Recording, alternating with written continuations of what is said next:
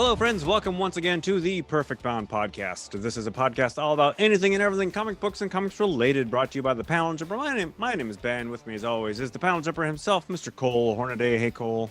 Hey there. And with us today is the author of Dead End Kids, an award-winning book that was out last year. His new book, No Heroine, was released this September from Source Point Press. We're happy to welcome Frank Gogol. Welcome to the show, Frank. Frank. And that's the Hey guys, how's it going? Good. That's the most announcery I get at all. All right, so That was good in announcery, though. we're happy. I like the timbre of your voice. It was nice. That was very good. Yeah, so we actually were gonna have you on the show last March, but the pandemic got in the way, so we're happy to have you back. Yeah. So let's just let's start talking about you, Frank. Who are you really? Where'd you come from? Your background. What originally inspired you to write and create? Because you have been damn prolific in the last couple of years, and it's kind of astounding. Well, that's a longer question than I think most people think it's gonna be. But I'll try to do like a Cliff Notes version. Yeah, I did read the bio you have at the end of Grief, and you have quite the tragic backstory, Frank. Yeah, like every superhero, I had to come up through all the BS. Well, no, but yeah, I definitely had a bad childhood, like in a Hollywood kind of way. Like my parents had drug issues, and I grew up in like a really poor small town with bad education system, and a lot of drugs and crime in the area. So it wasn't ideal, and that was actually like a big part of how I got into comics. Sort of like my escapism. Kind of sneaking away to read Batman and Superman and kind of to zone out from all the bad stuff. But part of what kind of hurt about reading comics when I was a kid was like, I love Batman, I love Superman, I love Spider-Man, and but for the most part, they don't deal with real world issues. Like, Bruce Wayne's a billionaire. Like, he's just never ever going to be able to be in a story that would speak to somebody who's had my life experience.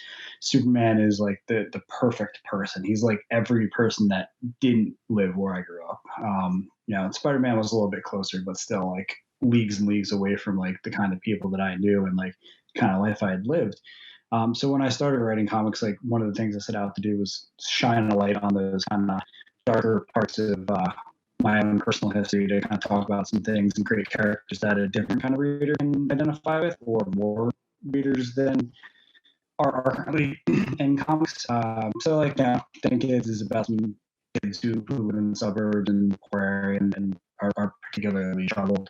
No Heroine is about a recovering drug addict and sort of like what her journey is like. So just kind of, filtering my life through these stories in a way that is meaningful to me and shines a light on these things that are important to me, and but also are there for different kinds of readers to connect with who maybe aren't a Superman fan, or maybe they are. But like I said, like it's very much about me creating comics that I wish I had available to me as a kid, so I can kind of see myself in the books. Mm-hmm.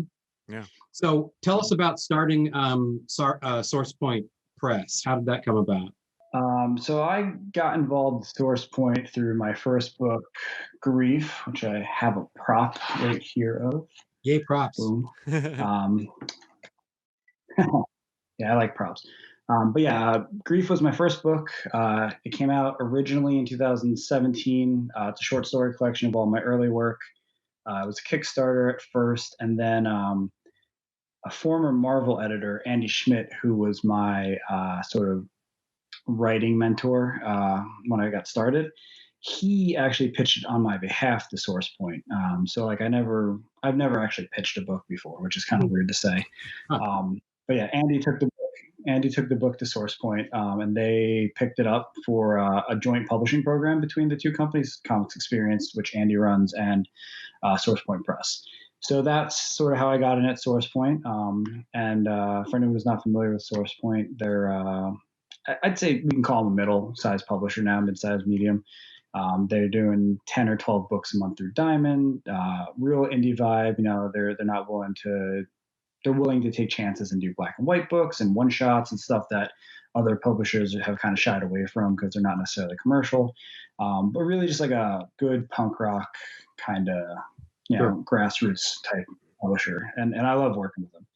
And you know, Grief is a testament to the kinds of books they're willing to pick up. It's a short story collection. It's about really heavy topics and you know, not your typical commercially successful comic book, but they believed in it, and we've been able to really get a lot of mileage out of it. It's on its second printing now. Got nominated for a Ringo Award in 2019. So I mean, it's they took a chance and it's paying off, and I appreciate that so much. But that opened the door for books like Dead End Kids and No Heroine, and the recently announced Dead End Kids, the Suburban Job, the sequel to Dead End Kids. A couple books that aren't announced yet. So that's, you know, getting involved there was, I owe Andy a huge debt of gratitude for sending them my way or sending me their way. And it's been a really, really just great relationship so far. Yeah. And will be. The Dead End Kids, the first Dead End Kids series was kind of an astounding sleeper hit. I read about it and read a couple of great blurbs on it and thought, well, I should pick this up because with my luck, it's going to become one of those sleeper hits, and the first print is going to skyrocket to $200, and I'm never going to be able to get my hands on it. So I jumped and I read it, and it was probably one of the most charming things I read that year, and it had a vibe about it that really, really excited me. I grew up in rural Oregon in the 70s, and so there was that quality of. There's a line that is, let me go dig it up here real quick. It's a line from the Stand By Me movie, but I think King also has it in the original novella, The Body, where he closes the story and he says, I never had any friends later on like the ones I had when I was 12. Jesus, does anyone? And I started reading Dead End Kids, and I was like, this tone just like resonates all through this. These are believable people. I'm already caring about them, and it didn't hurt that like the opening lines of the story had a similar resonance for me, where you said, you know the story, bunch of kids from screwed up homes meet, and it's the best years of their lives. And then there's the kicker in the gut, and you said, and this isn't that story. So I was all the way in. Tell us about the inspiration of that first Dead End Kids series. It's kind of it has that King quality, but it's also very, very personal. What inspired that story in you? You know, it really was a couple things. So the pitch for anyone who's watching, listening, for Dead End Kids is it's 3 kids in 1999 who are trying to solve their friend's murder. So it's definitely a little bit of Stand By Me, it's a little bit of Hardy Boys, but definitely darker and a little more violent for sure. Yeah. And really for me, like it's a murder mystery book, like it's a whodunit, but like that's so much not the point of the book for me. The book really is about sort of exploring these childhood traumas and how as kids, you know, no matter when you grow up, like we're forced to deal with these situations that are so much bigger than our emotional capacity and mental capacity to handle these things, and we still have to sort of find ways to get through and grow up and become adults and hope to God that these things don't screw us up for the rest of our lives. Mm-hmm. And you know, those are the kinds of things that I worried about as a kid, because I did grow up in those, you know, really poor neighborhoods with other kids who were going through some really awful stuff. So the kids in the book are based on myself and my friends and that connection. And it really is about these kids who all have screwed up home lives, but kind of take care of one another. They kind of are sounding boards and kind of protective blankets for one another. They're not like fixing anybody's problems. Like they're still screwed up, but they're screwed up together, kind of thing. Right. And I love Stephen King. Like he's definitely one of the best writers of all time. He's one of my favorites. I love it is one in this kind of kids on bikes genre. Yeah. And Stand By Me, which I mentioned earlier. Sandlot, you know, just movies like that always kind of like really resonated with me, but they always fell a little short for me because like at the end of it, with the exception of a few, it's always, and then the summer ended and we grew up and grew apart, and you know, that was the best summer of my life when I was 12. But I'm 33 and I'm still very close friends with the kids I grew up with, and I talk to them every day. And even though we all live all over the country now, so like I wanted to kind of do a version of that coming of age kids on bikes story for like a 90s generation. Like I grew up at the tail end of the 90s and the early 2000s, so I wanted to kind of update it a little bit. Like most of them are set in the either the 60s, the 70s, and a lot are in the 80s these days. But like, I wanted to do one for me and my friends and people who grew up around the time I did. I also wanted to kind of take a look at the genre a little bit and kind of turn on its head a little bit. Like that opening narration, you hit it right on the head. It's very much about saying that this isn't that kind of story. This is because those are stories about kids who are there for each other and then they grow apart or they fix each other. And like that just to me never, like I said, rang true. Like I'm still a little bit screwed up from my childhood. I'm sure most of the people listening probably are. And no matter who my friends were, that was never going to be different. But I'm a better person for having had them. I could have ended up way worse. I could be dead or in jail or strung out somewhere. And like I'm really grateful that I'm not, and I owe that to the people I grew up with. So I wanted to write a story about that kind of stuff. And I also want a little bit of fun with it. Like I mean, there's even a line in there in the narration in the first issue where we poke fun at Stephen King. Just kind of and John Hughes, I think. It's been so long since I've read it, but yeah. So that's really why I wanted to write it and what it's about. But it's also like it's a good story. It's an okay murder mystery, I guess. Like if I'm being honest, but the murder mystery is not like it wasn't important to me writing it. Like I knew who killed him, I knew where I had to get to, and I think it does end up shocking people a little bit. But yeah, that was like the secondary initiative. It still kind of worked with me as a successful whodunit because we're all taught to figure out whodunit mystery by the 10 little Indians, and it's just one you knock one down and who all has been introduced into this foray that could have been the guilty party, and when it's somebody that you least expect, I think that's a good turn of storytelling, and I did not foresee who the bad guy was, nor did I foresee the ending. So I thought it was an accomplished story. So I thoroughly enjoyed it both times because my short-term memory sucks anymore. So, so it's like, I'm telling you, that's a good thing because now I watch things twice and I'm so bored. If I could go watch Jurassic Park with fresh eyes or something like that, any of my favorite movies with like I'd never seen them before, I'd be so grateful for that. Well, I'm right with you. I have such a terrible short-term memory for things that I read and watch. I saw the Blackadder, the whole series. I was able to watch it again for the first time because I had forgotten everything. I appreciated the setting in 1999 because it was like there's some like Y2K references, and there's an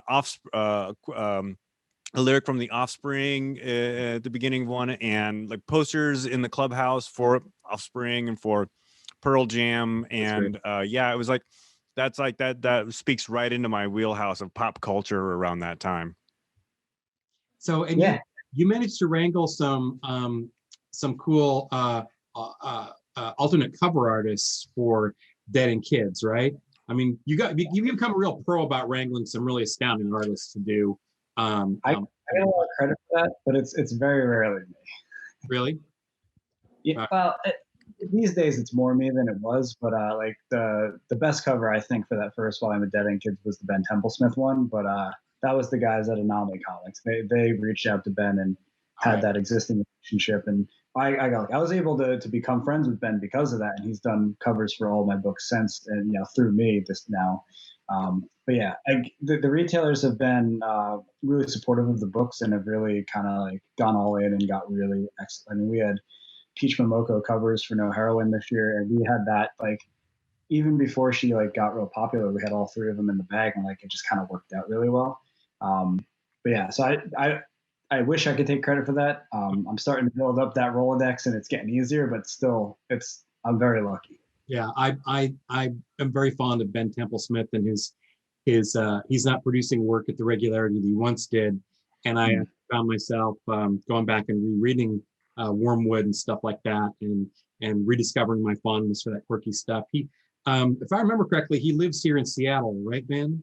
I mean, obviously not a local Seattleite, but I thought he.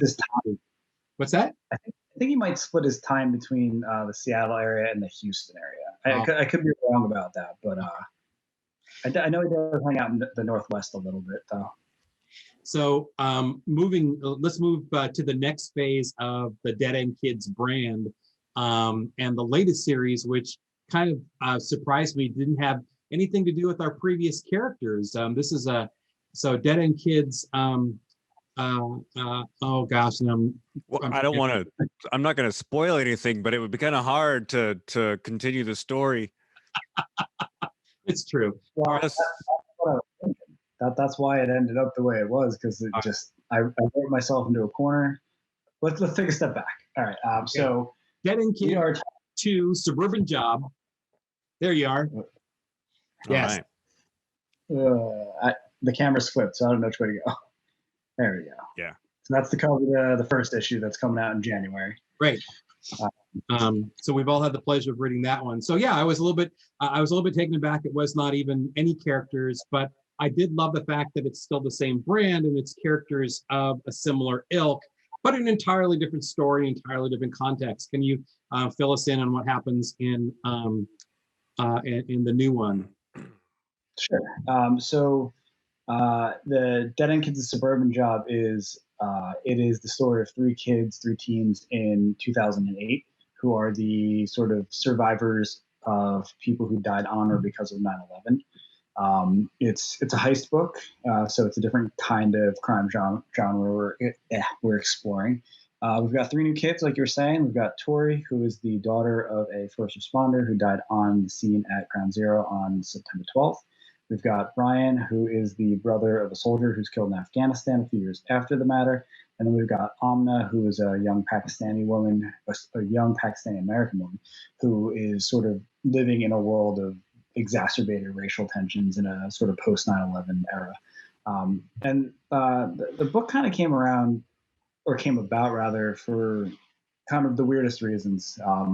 The first book was like a really wild success in a way that nobody, not even me, was expecting or could have hoped for, and I'm incredibly grateful for that. But if I'm being honest, like the whole experience of having a really successful book is kind of exhausting, especially if you're an indie guy and you don't have like a Marvel or a DC as like a buffer. Like I had retailers reaching out to me every day for almost 3 months on my personal cell phone, like no idea how they got like a hold of my contact info or whatever. And like, again, I'm grateful for that, but it's also it's really tiring. At the time, honestly, it was like kind of terrifying. It's kind of out of the frying pan into the fire kind of thing.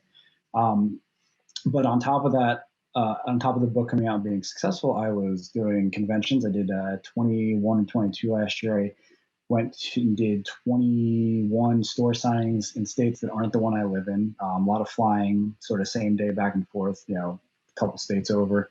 And I got married last year. So amongst all this, I was getting just planning a wedding, and it was wild. So it was a big good year in a lot of ways, but I was very very so were you all do you have salesmanship in your blood, Frank, or was this something you had to learn? Did you was it second nature for you to sit there at the tables at conventions and hawk your wares and field all those retailer calls? We find that a lot of comics creators are big introverts and hate the convention scene and having to meet people. They just want to sit at home alone and work on their art and don't want to deal with people about it. But was that true for you, or were there things you just had to learn? It's true and not true. And what I thought about myself ended up not being necessarily the truth. So I wouldn't say I'm an introvert. Like I'm not extremely extroverted. Like I'm not incredibly outgoing, but I am a very driven person, and I am very practical. And like some of the things that I have had to say to myself over the years are, like you can be the next Alan Moore, you can write the next Watchmen, but if you're not out there letting people know about it or putting it in people's hands, if you're not hustling to get on podcasts and YouTube channels, and you're not at cons hand selling books, like no one's going to know how good you are. And I'm not saying I'm good. People say I am, and I hope they're right. But if I am, the only way people are going to know is if I let them know. And so it's never been a question about whether I want to be out there selling. It's a question of, do I have to be? And the answer is 100% yes. So what I honestly don't know if I'm not if I am or not, I just go out and I do it because it needs to get done. It's like taking the dog out in the morning because she's got to go pee. It's like it's what you have to do, so you go do it. Because then you'll piss all over your carpet if you don't. Right. Yeah. There are ramifications. Exactly. Tell us about collaborating with Nanad. I'm going to mispronounce Nanad's last name. Svitchkanen. Yeah, great job. Yes. I'm gonna say that that's about as close as you're gonna get. I don't actually know. I know how to say Nanad's first name. It's the E is like a long A, Nanad. Okay. But that's only because I had him send me an audio file of him saying his name when we were first collaborating. So Nanad and I have been working together since the beginning of my career. Essentially, he drew the very first story that I ever wrote and produced. It's the last story in Grief. It's called Embrace. He did 6 of the 10 stories in Grief. He did all of Dead End Kids. And he felt so left out of No Heroine that he did some fan art for it. So, I mean, he's been involved in everything so far. But Nanad, he's my longest collaborator. We got together because I reached out to him when I got my first script done, and I was ready to have comics with my name on it, and I sent him an email, or I think maybe even Reddit. I think I reached out to him on Reddit, and said, "Hey, I'm looking for this 5-page short story. Do you have time? Do you want to tackle it?" And we never looked back, and like I have plans to do books with him for as long as I can afford him until he prices me out. No, I felt like his style was really, really perfect for, in particular, sorry, that's my cat. The world's longest cat just made an entry. I love his covers a lot. Love his figures and his expressions. So let's talk a little bit more about Suburban Job. So it is. I felt like we dropped the threads of that. This is going to be another 4-parter, correct? Yeah. So the first series was actually 3 issues. I was a young, less well endowed financially writer at the time, and I thought 3 issues was a good financial risk to take. Worked out really well. God bless. This one will be 4 issues. It's gonna same team is back together from the original. So we got Nanad on interiors. We got Chris Mad, who did the art for No Heroine, on the covers again. Sean Reinhart lettering again. Me writing. So the weak links, but somebody's got to be it. It's gonna run 4 issues starting in January through April. Great. And what's the retailer solicitation response been thus far, all things considered? We're right now. It's been available for pre-order for as of this recording, just a couple of days. But the retailers I've shared it with in advance have been really enthusiastic about it. Okay. Now they remember how well the first one did, and No Heroine and the pandemic situation really helped me. Sort of silver linings here, but helped me really forge some of those relationships and build new ones. And I've got a really good retailer network now. So between the success of Dead End Kids and No Heroine, I think they're really excited to see more Dead End Kids. And I honestly, I've had retailers asking me with some regularity over the last year when the next volume is coming. Great. So those were the first ones I sent it to, and they were just really excited. I'm excited. So I'm watching an interesting thing happen. I'm sorry, Ben. Did you have a question? I was just going to say that I remember, it doesn't surprise me that retailers are excited about more Dead End Kids. I remember when issue 1 came out, Cole alluded to this earlier, and it just flew off the shelf. Mm-hmm. Yeah. Like Chris, our friend who manages Comics Dungeon, was upset because retailers have no idea when that's going to happen. And so if he'd known, he would have ordered, twice as many copies as he did. I actually I did a signing at Comics Dungeon, and we were in a really weird spot because the book got delayed 2 weeks. Right, the first issue came out 2 weeks late, and I had set up all these signings all over the place beforehand. So I had to do that's right, about 10 signings with my own stock, which wasn't very much. I had about 100 copies, and they were already going for $20 or $30 on eBay before it released. So it was, I had to say only five copies per store, and just really kind of rationed it out. that made for a hard thing. But I think Chris's store was either second or third that I went to, and I still had copies, so it was okay. But yeah, that was pretty wild.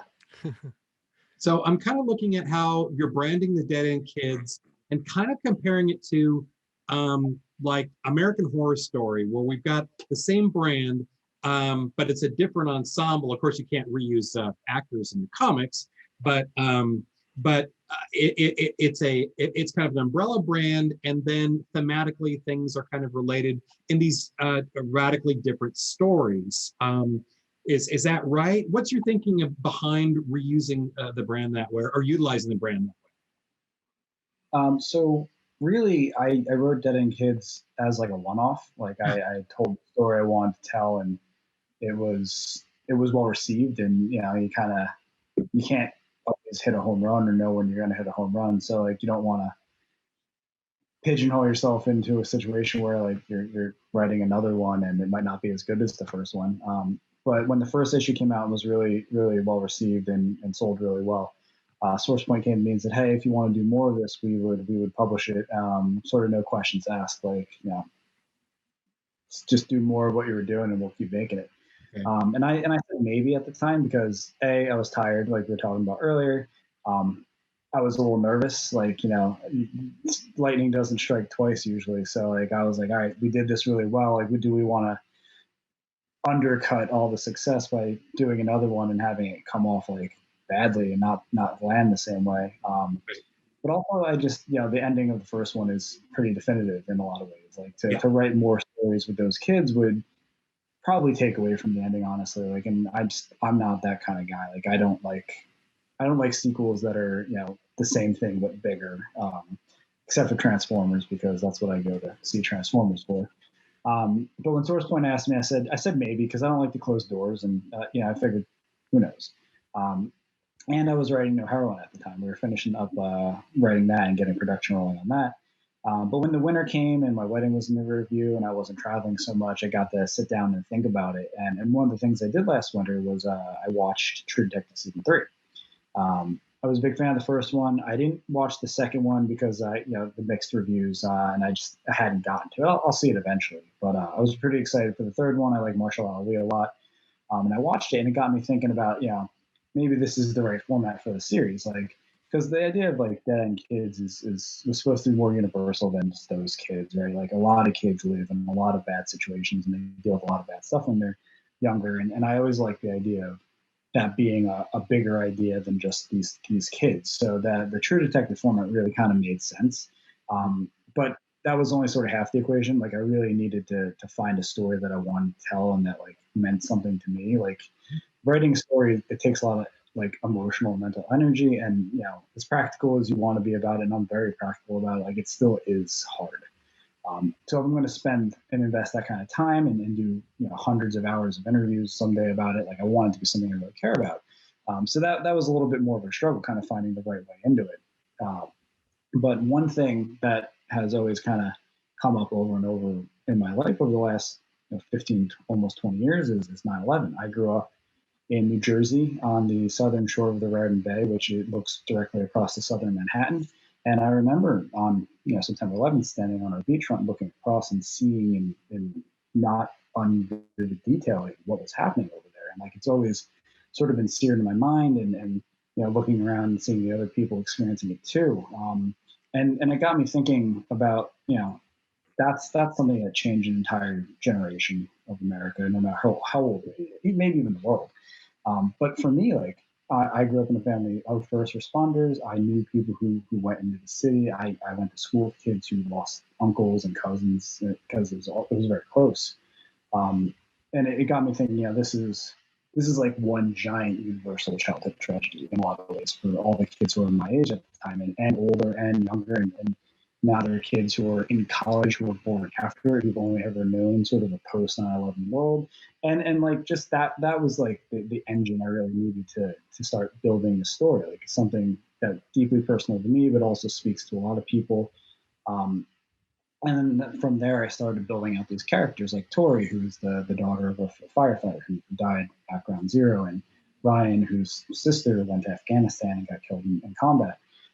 So it's just, it was about finding the right story and, the right way to tell it. And both of those things kind of came together about the same time. And it was pretty quick for me to put the story together after that, once I decided it was going to be a heist. Cool.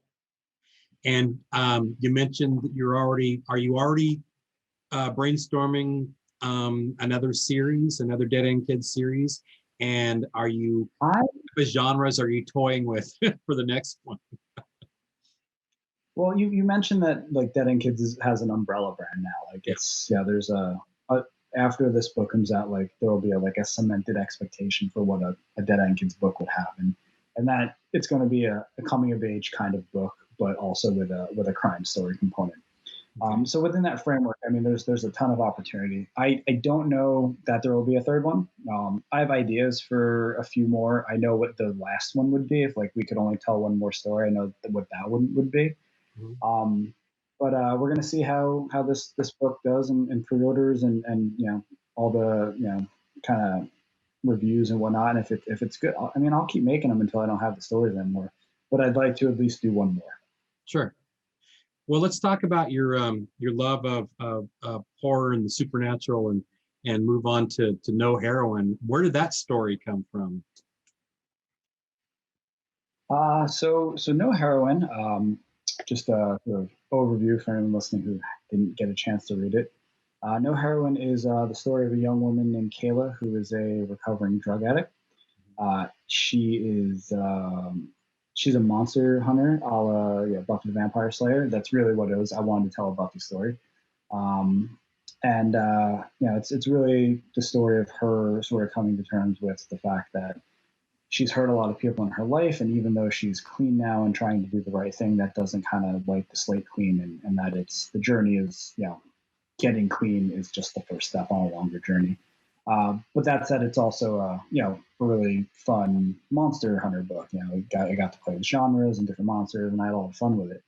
That was one of the big distinctions between that and Dead End Kids, is I didn't have a lot of fun when I was writing Dead End Kids. Like I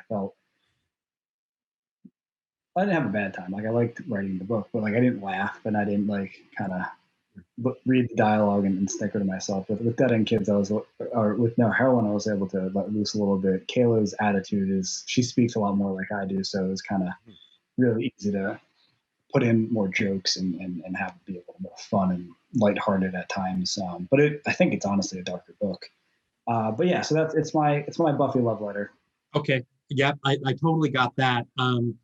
What did strike me as I was reading it is the challenge put to a writer, not only in character building, not only in storytelling, but the world building they have to do in a very, very finite space, particularly when it comes to telling supernatural adventure stories or occult stories, because everybody's got different rules. There are different rules for how you tell zombie stories that everybody at some point or another is going to want to break. There are different rules about how you tell werewolf stories and vampire stories and all those kind of things.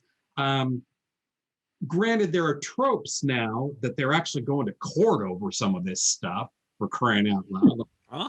Yeah, there's a whole thing right now about a fan fiction where they're trying to sue people over using tropes. Like, wait, those are just out there. Aren't those just out there in the universe for storytellers to pluck from, or are they? That's the precedent that's going to be set. So when you were doing your world building, one of the things that struck me is like, okay, this is a world where you were very matter of fact about the vampires coexisting with other people, that they're not. I was not certain if they were a secret society. It's more like they're just dregs along with everybody else in this story. They're lost souls as much as any of the other lost souls are that we meet. Is that correct? Yeah, honestly, I didn't think too much about it. Like I'm a very economical storyteller. I try to be. I don't know if you guys are familiar with Paul Aller, who he's writing G.I. Joe at IDW right now, and he's done some Teenage Mutant Ninja Turtle stuff and some stuff at Marvel. But he was one of my writing mentors. And one of the things he said that really stuck with me and resonated with me with the sort of my storytelling sensibilities is he explained world building to me as think of you're on the set of a spaghetti western, right? And you've got the two guys on either end of Main Street, and they're going to duel. And lining either side of the road, you've got the bank and the saloon and the whorehouse and the bail bondsman and the sheriffs and all the little things. And then the director yells cut, and everybody breaks character, and then they all walk off the set, and you're walking behind the set, and you see all the storefronts are really just plywood propped up on angled beams, and it's just set dressing, really. And that sort of mentality of world building is, you only need to put on the page what is necessary to tell the story. Anything else is extra. And when you're working in a medium that's 24 pages and you have a finite amount of space to tell your story, and there are financial concerns about how long you tell a story for, you want to be more economical about how much you put in there. So I really developed sort of two things. One, I only put what's necessary on the page, because honest to God, the reader is going to build such a more vibrant world than I'll be able to explain on the page, and they'll like that one better because they invented it in their head. But two, it's a financial consideration. Like No Heroine was 3 issues, each issue was 24 pages, and each page cost, let's say it's $100 from script page to lettered page. It was way more than that, but for the sake of easy math, so that's $2,400 a script. It's $7,000 for the whole series, essentially, once you round it up. So I really was not interested in spending a whole bunch of extra money to explain vampires and werewolves. From where I'm sitting, as I'm now a reader, right? The book's done. I can't change it now. But where I'm sitting is, they're accepted. They're a part of the world, but they're kind of, it's kind of like imagine the suburbs. Crime happens everywhere, but some people have a lot of dissonance about it. Never in their neighborhood, kind of thing. The vampires, werewolves, ghouls, goblins, they all exist, but it's kind of like an out of sight, out of mind dissonance thing. So tell us about collaborating with Chris Mad. What was that like? Chris is a buddy of mine going way back. I moved to San Francisco about 3 years ago. It'll be 3 years ago at the end of next month. But prior to that, Chris and I shared a comic shop for probably about 5 years. And that was all sort of before I had started writing. So I was mildly aware of Chris. I knew he did graphic design. I knew he had designed the logo for the store where we shopped. And he was, I guess, at least a little bit aware that I was doing the comic writing thing, but it was never something we talked about until after. Really? But I've known him for a long time, and I love working with Chris. I started to sort of gather a group of collaborators who I really enjoy working with. Yeah. And now I'm looking for ways to keep putting them on things. Chris has done the covers for both Dead and Kids series. He did the interiors for No Heroine. Ahmed Rafid did some of the covers for Dead and Kids. He's did the covers for No Heroine. He's doing a one shot with me that's not announced yet. So I like working with people over and over again. And Chris is one of my favorite people to collaborate with because we have that pre-existing relationship. So it's just easier to hop on the phone with him and talk to him. And we've worked enough together where I kind of know what he'll deliver, and we're on the same page a lot. It's fantastic. What a lot of people don't ask about is the colorist, Shauna, who's actually Chris's daughter. So that was, which is just kind of a fun serendipity. I asked him who he thought would be a good colorist. I like working with artists who color their own work, so that way the vision can be more whole and there's fewer people to manage along in the process. But he wanted to work with the colorist and asked him for suggestions, and he suggested Shauna, and she just was just knocked it out of the park. She's just fantastic, and I can't wait to work with her again on something. So as a writer, Frank, what have you learned? What have you taught yourself through collaborating with numerous artists by this point in your career? Because you've worked with half a dozen or more. I lost count, but numerous different artists and different vision of how they make your words come to life. But what have you learned as a writer through that process about how you tell stories? I don't know that my storytelling has changed much from working with people. Like I have certain sensibilities that I like in stories that I try to have in my stories. Try to write about things that matter. I try to do genre stories where the genre is sort of secondary to the character stuff. I try to do stories that have a little room to breathe with the emotional stuff happening to the characters. I don't think any of that's changed from the first script I've written. I've definitely refined it and I've gotten better at portraying those things. But my collaborators, I try to script loosely and pretty economically. Like I don't have a lot of words in my script. I don't over dialogue. I've got sort of checks and balances in my script to keep me from writing too many words on the page or from being too cluttered with the panel descriptions. And that leads me to just give really direct descriptions like Tori talks to the brain. Right, like sometimes you don't need to describe every little thing. Like I remember seeing the script for one of the issues of Watchmen, and one panel description from Mound More to Dave Gibbons was the whole page. And I think this is back Watchmen, but Gibbons had to go through with two highlighters. One to highlight the characters, and two to highlight the verbs. So that way he could know who was doing what, and none of the other stuff really mattered to him because he needed to be able to draw the base of what was happening, and that really stuck with me. So like I write really lean descriptions and try to not be too wordy because I want to let Chris and Maynard, have room to collaborate on the story, not just execute. Like to do their vision of it and to know better than me what the right camera angle is, or whether this is an upshot, a downshot. Should we be close or should we be pulled out or on it? Like very rarely do I call out shots and stuff like that unless I'm going for a specific effect. Mm-hmm. But in doing that, I've had to expend a lot less energy scripting because I'm not sitting there writing a whole page for each panel, which has given me more time to sort of focus on what panels are on the page and what order and how they're conveying stuff. And it's been kind of interesting working with Maynard so regularly because I look back at our old scripts and the scripts from Dead End Kids Volume 1 and the ones we're doing now, and I can definitely see the stuff getting tighter, but also you can see the trust building over time. Like part of the reason I can just say, Tori talks to Brian is because I know I can trust Maynard to do a killer panel with just that and what he wants to show. You write from a very personal place with a lot of common themes drawn from your life. We can see in the stuff that I've read, at least. And I know that some comic writers they write comics because they have the story inside them that they want to tell, and some some write comics because they like comics, and some writers want to get into comics because they have a specific like Green Hornet story they want to tell, or they want to influence where Batman goes, his journey.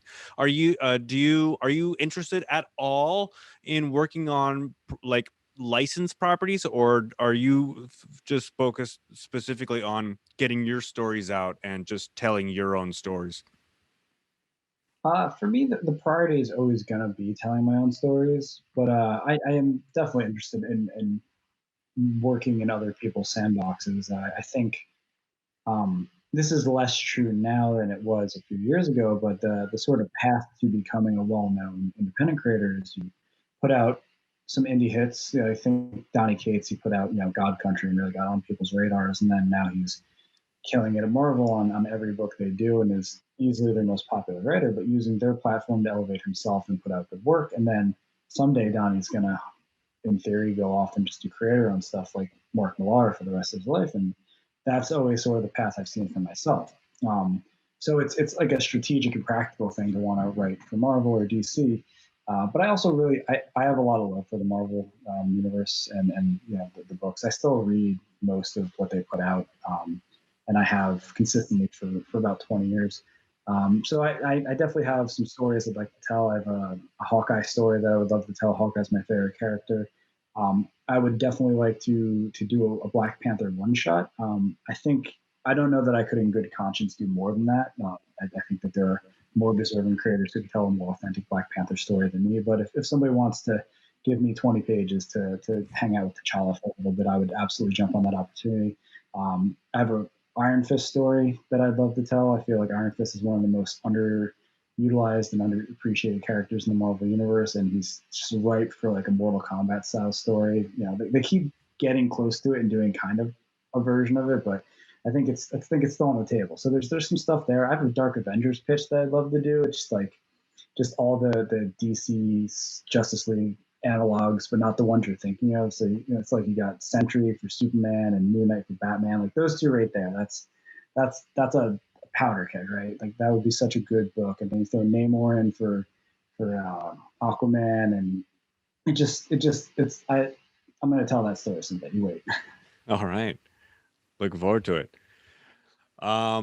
We're coming up on about an hour, Cole. Do you have any final questions for Frank? Oh, I don't. I had a really good time talking with you, Frank, and I'm sorry it was 6+ months in the making. Worth it. Absolutely worth it. Yeah. Well, we missed the release of No Heroine, but I'm glad that we could talk about Dead End Kids 2. Yeah. Well, actually, we didn't bring this up yet, though, but we can still talk about No Heroine in a way that is pre-ordery. So soliciting next to Dead End Kids, the Suburban Job #1 will be the trade for No Heroine. So, great. So we can kind of promote No Heroine too. Yeah. So the trade will come out the same day as the first issue of Dead End Kids. I think it's like $10. Like we all my books are really cheap, and that's something that like I wanted SourcePoint to do if I was going to keep working with them. So all the trades are $10. So if you heard about it on this podcast and you didn't read it yet, definitely go pre-order that too. Give me all your money. So where are you encouraging people to get your books? Are you encouraging them to hit up their comic shops, or is there another source that they can go to? We try to do things that are accessible to everyone who does whatever they're going to do. I definitely promote comic shops. The retailers have taken really good care of me over the last couple of years and have really supported me, and I wholeheartedly encourage people to go pre-order books, pre-order them early, so that way they're on your retailer's radar. Like you may be the only person checking out Dead End Kids at your retailer, and if you let them know, they might order an extra couple copies, or they might recommend it to somebody else. And like there's that word of mouth aspect of it. So I definitely highly and mostly recommend people go to the retailers and pre-order books. You can order direct from SourcePoint Press. They have a website, sourcepoint.press. Everything that is in previews is there as well. It costs you the same. So it's, if you don't have an LCS near you, you can order for them and they'll come directly to you. There are a couple of other distributors in the mix these days, Cornerbox and something else. Those are available. I think that going through your comic shop is definitely the best way to do it still. I think that they are the backbone of this industry, and getting the money to them is the most important thing that we can do as creators and readers. Yeah. Support your local business. Frank, if people want to find out more about you, where should they go? I'm on all the social medias and all that. Everything's just at Frank Gogol, FrankGogol, or /Frank Gogol on Facebook. That's my personal account. I don't do the Facebook page thing because it's a waste of time. But if you want to, connect with me on Facebook and you want to be a writer and you have some questions you want to reach out, that's fine. If you're a fan, you want to tell me how great my stuff is, that's fine too. I'll take a chance and roll the dice and accept most friend requests, short of anyone having like a swastika flying around their Good policy. I try to make it fair. But honestly, the best way to keep up with me is I do a newsletter called Caption Boxes. It comes out twice a month. I'm actually going to write it when we're done here. But that is easy to keep up with me because there's no algorithms and there's no post miss. You don't miss a post because you're not on. It comes direct to your inbox 2 times a month. If that, sometimes it's a little bit less depending on how busy I am. But it's got updates, it's got pre-order information, it's got just sort of behind the scenes stuff. I was talking about Dead End Kids 2 in there last year, like well in advance. Sometimes we do exclusive covers and sort of swag and silly crap like that in there. I try to make it worthwhile for people. We're in a place where like everybody wants your email address, and like I suffer from this too in my own inbox. So if somebody's willing to take a chance and let me talk to them twice a month, like I really try and make it worthwhile. But with the added benefit of you don't have to ever miss anything because algorithms, Right, yeah. right. Right on. Well, hey, thanks again for joining us today. We appreciate it. The Perfect Bound podcast is brought to you by the Panel Jumpers. See everything Cole Hornaday and I do at thepaneljumper.com. And if you want to email us at perfectboundpodcast@gmail.com. Subscribe to us on Apple Podcasts or however you get your podcasts at perfectboundpodcast.com. Thanks again to Frank for joining us today, and we will see you next time.